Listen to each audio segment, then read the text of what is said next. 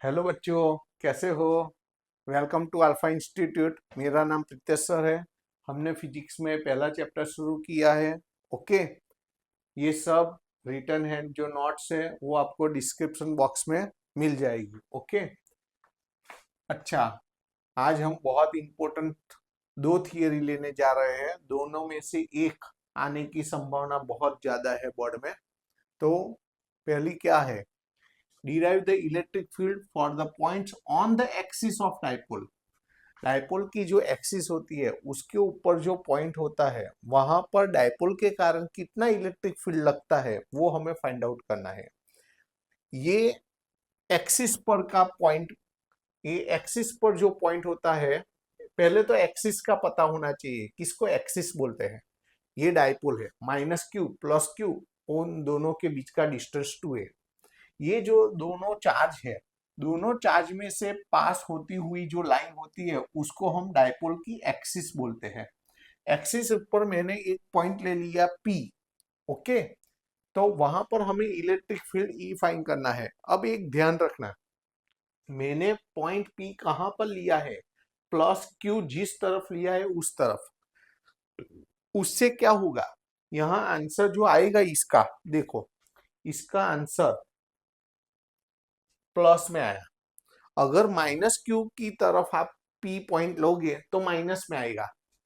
Text book में NCERT में answer plus में है, तो आपको वो ध्यान रखना है कि आप भी जब भी पॉइंट लेंगे P, तो जिस तरफ, अगर आपने यहाँ प्लस क्यू और यहाँ माइनस क्यू लिया है तो प्लस क्यू की तरफ आपको पॉइंट P लेना है। ओके, तो ऐसा याद नहीं रखना है कि पहले माइनस क्यू आएगा बाद में प्लस क्यू। जिस तरफ प्लस क्यू रखो उस तरफ आपको पॉइंट P लेना है, तो आंसर प्लस में आएगा। अब यहाँ ये जो माइनस क्यू और प्लस क्यू है, दोनों के बीच में जो डिस्टेंस होता है उसको 2a बोलते हैं।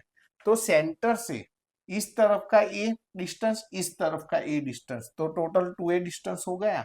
जो पॉइंट P है उसका यहाँ सेंटर से, इसको इसको हम डायपोल का सेंटर बोलते हैं। क्या बोलते हैं? डायपोल का सेंटर। तो सेंटर से P तक का डिस्टेंस को हम R बोलते हैं। तो ये एक पॉइंट क्लियर हो गया। सेंटर से P तक का डिस्टेंस R। अब हमें क्या फाइंड करना है? प्लस Q से P तक का डिस्टेंस, माइनस Q से P तक का डिस्टेंस। तो पहले प्लस Q से P तक का डिस्टेंस कितना होगा? देखो इतना हमें पता है, इसमें से इतना डिस्टेंस निकाल दो। ये R है, R में से इतना निकल गया A, ये तो R में से A निकल जाए तो R माइनस A डिस्टेंस हो गया। फिर से इतना R है और आगे का पोर्शन इतना A है, ये तो R में से A निकल जाए तो पिछला वाला भाग जो है वो R माइनस A रहेगा। यहाँ पर माइनस Q से P तक का डिस्टेंस, तो यहां से R है और यहां से A है, यहां से R और यहां से इतना A, तो R प्लस A डिस्टेंस हो गया। समझ आ गया? पहले तो आपको ये फिगर ड्रॉ करनी है। अब हम आपको क्या करना है? Electric field at point P due to plus Q, due to minus Q। Plus Q के कारण तो K plus Q upon distance square. हमारी फॉर्मूला क्या है? E की K Q upon R square. यहाँ R यानी प्लस Q से P तक का डिस्टेंस, तो प्लस Q से P तक का डिस्टेंस क्या है? R माइनस A, तो उसका स्क्वायर लेना है। जनरल फॉर्मूला के क्यू अपॉन आर स्क्वायर है। R यानी डिस्टेंस, यहाँ पर डिस्टेंस कौन सा लेना है? ये दोनों के बीच का, प्लस Q से प्लस Q से P तक का डिस्टेंस। तो प्लस Q से P तक का डिस्टेंस R माइनस A है, तो उसका स्क्वायर होगा। और P कैरेट क्यों लिखना है? वेक्टर फॉर्म में हम लिखते हैं। अब देखो electric field due to minus Q, तो K minus Q upon distance square into P caret. Distance कितना लेना है? माइनस क्यू से P तक का, ये माइनस क्यू से P तक का डिस्टेंस लेना है, R प्लस A उसका होल स्क्वायर। अब दोनों में कॉमन क्या है? दोनों में K, दोनों में Q और दोनों में P कैरेट है। तो के क्यू मैंने आगे कॉमन ले लिया और P कैरेट है उसको मैंने पीछे कॉमन ले लिया। तो बाकी क्या बचा? तो 1 अपॉन ये तीनों कॉमन निकल गया, तो 1/r - a होल स्क्वायर, ये माइनस बीच में आ गया, 1 ये तीनों कॉमन निकल गया, 1/r+a होल स्क्वायर।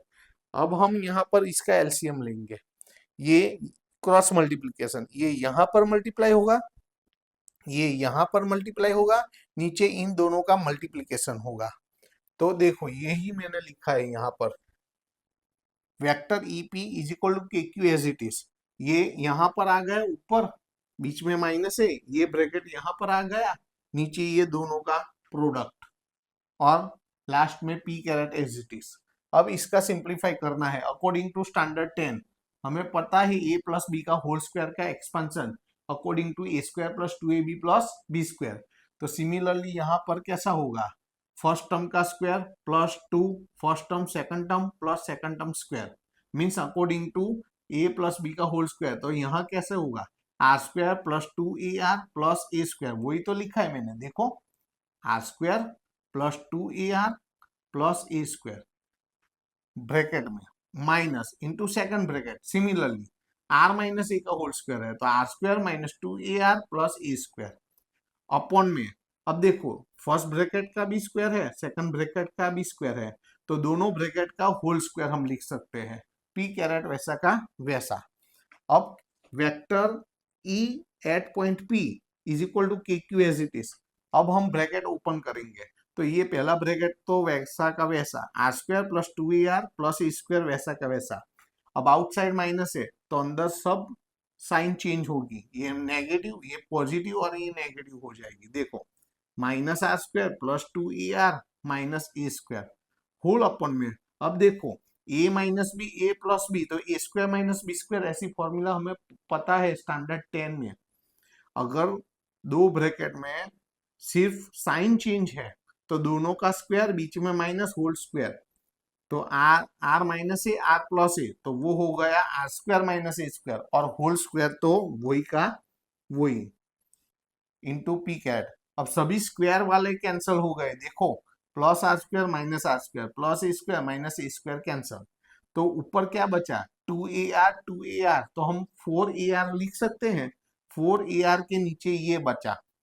तो इसके बाद वाले पेज में हम लिखेंगे 2 टाइम और 2 टाइम, 4 टाइम ar के नीचे ये बचा। देखो के क्यू तो आउटसाइड है, ऊपर 4ar upon r² - a² whole square p caret. अब मैंने 4 का दो पार्ट्स किया, 2 इंटू 2, ए क्यू को मैंने 2 के साथ ले लिया, के अलग r अलग, फिर से 4 का दो पार्टीशन किया, 2 इंटू 2, ए क्यू 2 के साथ ले लिया, r पीछे लिखा, के यहाँ पर लिखा, नीचे वैसा का वैसा, पीछे भी वैसा का वैसा। अब 2aq की जगह हम p लिख सकते हैं, डाइपोल मोमेंट, तो 2aq की जगह मैंने क्या लिख दिया, यहां पर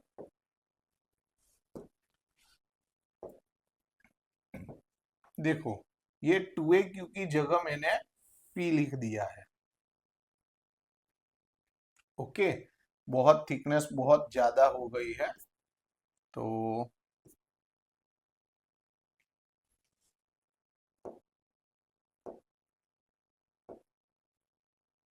थिकनेस को कम करना पड़ेगा। देखो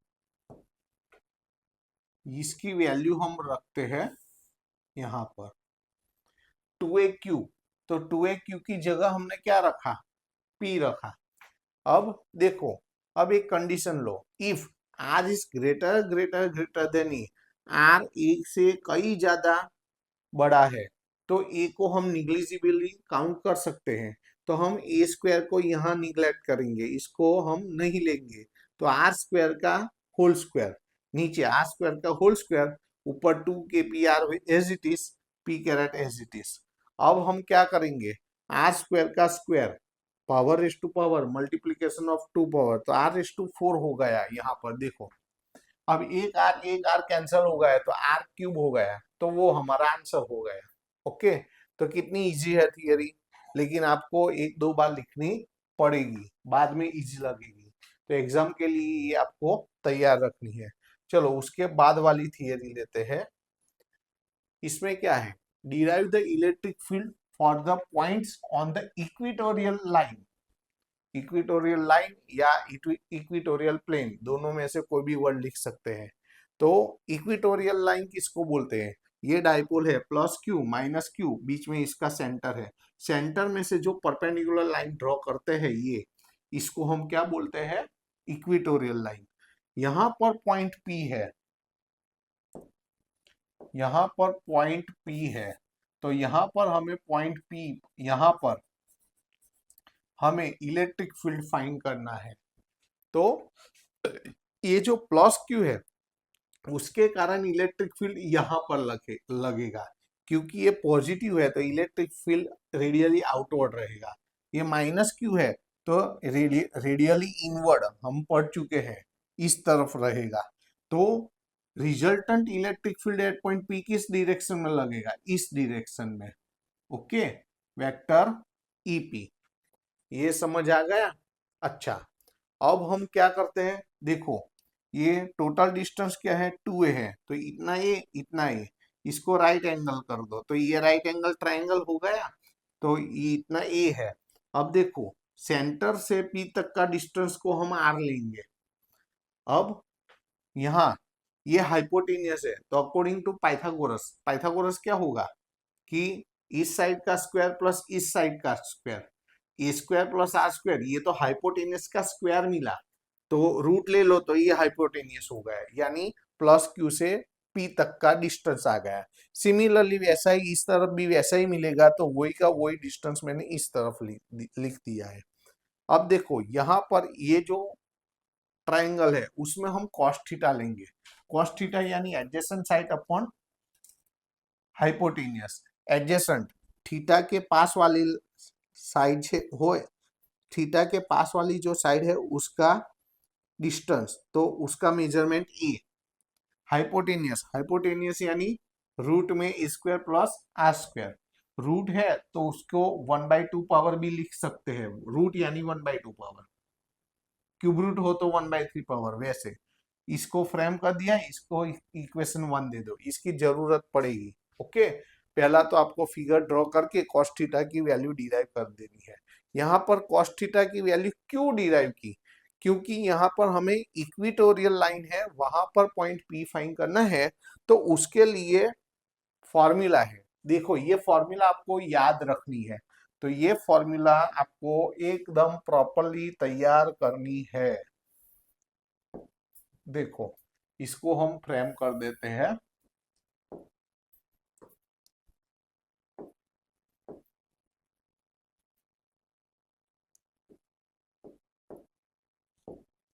देखो इसको हम फ्रेम में डाल देते हैं। ये आपको पहले याद रखनी है।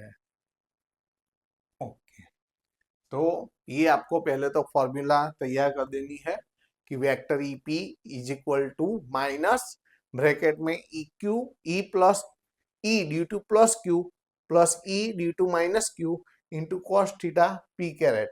अब देखो यहाँ पर दोनों की फॉर्मूला सेम होंगी, के क्यू अपॉन हाइपोटेनियस का स्क्वायर, के क्यू अपॉन हाइपोटेनियस का स्क्वायर। हाइपोटेनियस यानी यहाँ प्लस क्यू से पी तक का डिस्टेंस और माइनस क्यू से पी तक का डिस्टेंस सेम है। देखो आगे, देखो प्लस क्यू से पी तक का डिस्टेंस भी हाइपोटेनियस है, यहाँ माइनस क्यू से पी तक का डिस्टेंस भी हाइपोटेनियस है, इधर भी राइट एंगल होगा तो ये हाइपोटेनियस होगा। तो दोनों चार्ज की वैल्यू सेम है, दोनों का डिस्टेंस सेम है पी तक का। अगली थियरी थी जो एक्सिस वाली, उसमें दोनों का डिस्टेंस सेम नहीं था, यहाँ पर सेम है।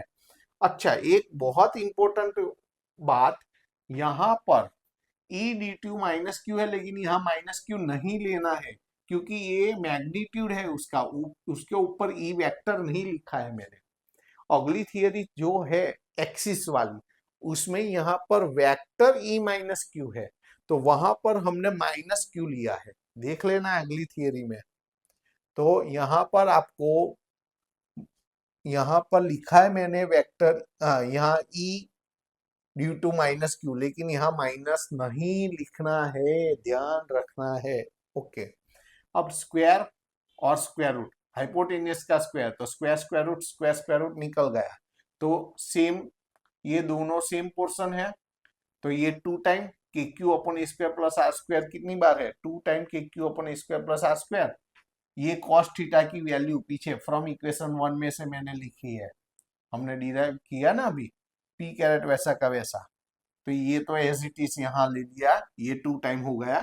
अब देखो ऊपर 2AQ, के तो वैसा का वैसा, 2AQ की जगह डाइपोल मोमेंट P रख दिया, लास्ट में P कैरेट है, यहाँ पर आगे माइनस है, यहाँ पर A square plus R square की 1 power, A square plus R square की 1/2 पावर, बेस इक्वल, पावर का एडिशन होगा, तो बेस 1 टाइम लिखा जाएगा, पावर का एडिशन 1 प्लस 1/2 एलसीएम लो, 1 प्लस 1/2 करेंगे क्या होगा, 1 प्लस 1/2, तो एलसीएम 2, यहाँ पर 2 नहीं है तो मल्टीप्लाई होगा, यहाँ पर तो है तो 1 वैसा का वैसा, तो 3/2 हो गया, तो वही पावर मैंने लिख दी है।